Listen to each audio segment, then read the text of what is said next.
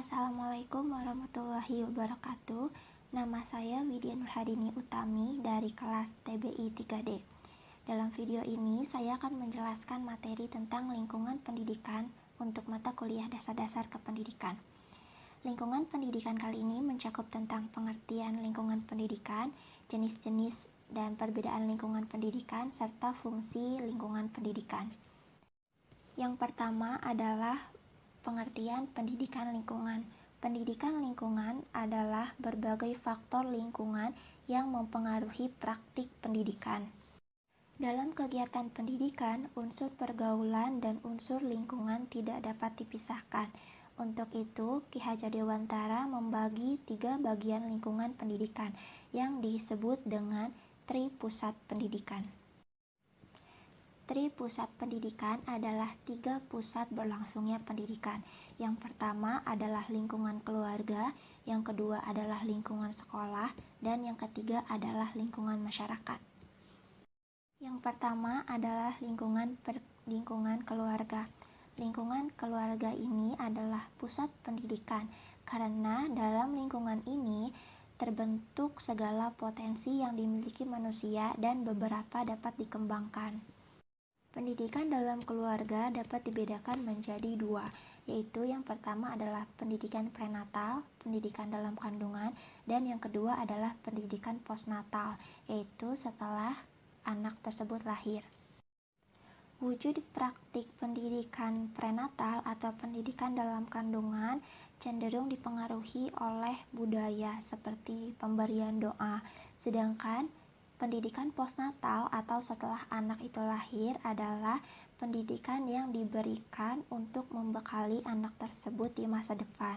Contohnya adalah pendidikan karakter dan pendidikan perilaku. Dalam Islam pun disebutkan bahwa orang tua atau keluarga adalah madrasah utama bagi anak atau pusat pendidikan berada di rumah. Dalam proses sosialisasi lingkungan keluarga, terdapat beberapa metode yang dapat digunakan. Yang pertama adalah pembiasaan, yang kedua adalah keteladanan, yang ketiga adalah latihan, dan yang terakhir adalah perintah atau larangan. Pembiasaan adalah proses membiasakan anak di dalam rumah, di sekolah, atau di lingkungan lainnya. Contohnya seperti kebiasaan membaca buku. Hal tersebut akan menjadi kebiasaannya saat dewasa nanti. Dan yang kedua adalah keteladanan. Anak-anak cenderung mengikuti orang tua atau panutannya dalam kehidupannya. Seperti suri tauladan umat muslim, yaitu Rasulullah SAW. Allah berfirman dalam Quran surah Al-Ahzab ayat 21. Yaitu, sungguh telah ada pada diri Rasulullah itu suri tauladan yang baik bagimu, bagi orang yang mengharap rahmat Allah dan kedatangan hari kiamat dan banyak mengingat Allah. Yang ketiga adalah latihan. Dalam agama Islam, praktik pendidikan ini adalah praktik yang paling penting, seperti halnya praktik pendidikan keagamaan. Dan yang terakhir adalah perintah dan larangan. Setiap perintah yang diberikan dalam pendidikan adalah mengandung norma-norma kesusilaan. Untuk itu, agar senantiasa memberi arahan kepada norma-norma susila.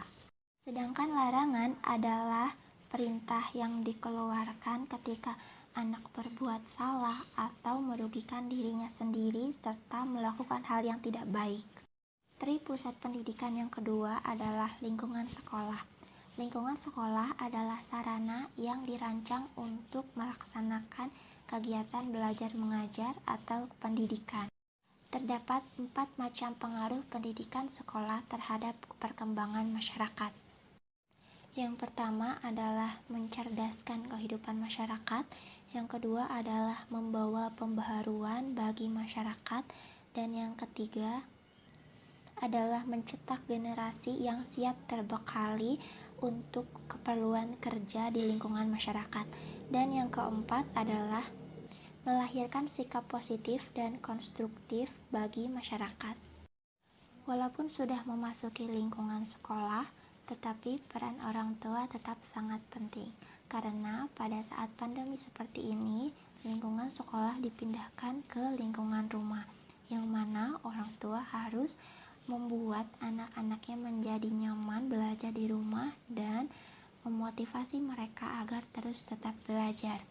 Sementara itu, guru juga harus membimbing para siswanya untuk tetap belajar melalui metode yang diajarinya. Dan yang terakhir adalah lingkungan masyarakat.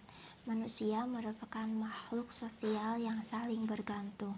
Untuk itu, di lingkungan masyarakat juga terdapat organisasi pendidikan atau tempat pendidikan yang menjadi pusat pendidikan bagi masyarakat setempat untuk membekali ilmu sosial ataupun ilmu keagamaan. Dalam agama Islam, salah satu tempat pusat pendidikan di masyarakat adalah masjid. Seberapa besar masjid berpengaruh pada masyarakat itu tergantung seberapa tinggi produktivitas masjid untuk melaksanakan kegiatan pendidikan di masyarakat. Contohnya, di masyarakat terdapat pendidikan mengaji untuk anak-anak di masyarakat ataupun pengajian untuk orang dewasa. Nah, di masjid juga terdapat remaja masjid atau remaja yang mengerjakan pekerjaan mengurus masjid. Selain itu, terdapat juga asrama atau pondok pesantren. Nah, biasanya asrama atau pondok pesantren ini itu seperti sekolah, namun lebih menekankan tingkat keagamaannya. Dan yang terakhir adalah organisasi sosial seperti perkumpulan remaja. Nah, perkumpulan remaja di masyarakat ini biasanya aktif melaksanakan aksi-aksi sosial di masyarakat, dan itu akan berpengaruh positif terhadap anak didik. Selanjutnya adalah fungsi lingkungan pendidikan. Lingkungan pendidikan berfungsi sebagai penunjang kegiatan belajar mengajar atau kependidikan agar berjalan dengan tertib, tentram, dan berkelanjutan. Nah, untuk itu Al-Quran memberikan isyarat kepada manusia untuk saling menghormati, untuk saling menasihati dan saling mengasihi agar kehidupan masyarakat berjalan dengan baik. Lingkungan sangat penting untuk menunjang sebuah kegiatan. Untuk itu, lingkungan pendidikan haruslah dijadikan tempat terbaik untuk kegiatan pendidikan atau kegiatan belajar mengajar. Sekian materi lingkungan pendidikan dari mata kuliah dasar-dasar kependidikan yang dapat saya sampaikan. Wassalamualaikum warahmatullahi wabarakatuh.